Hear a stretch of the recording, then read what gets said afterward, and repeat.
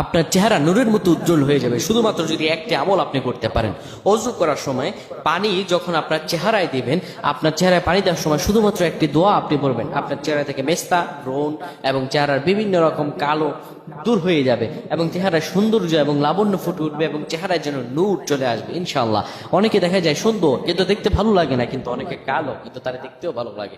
এটি হচ্ছে আল্লাহ তাআলার পক্ষ থেকে একটি রহম। চেহারা সৌন্দর্য বৃদ্ধি পাওয়া আল্লাহ তাআলা দোয়া কবুল করার মাধ্যম, চেহারা সৌন্দর্য বৃদ্ধি পাওয়া গুনাহ মাফ হয়ে চেহারার মাধ্যম। প্রিয় ভাইরা আমার, এটা অত্যন্ত গুরুত্বপূর্ণ আমল, সকলেই করবেন। যখন আপনি ওযু করবেন, ওযু করার সময় পানিটা যখন চেহারায় দিবেন, ওই পানির মধ্যে 3 বার করে ফু দিবেন।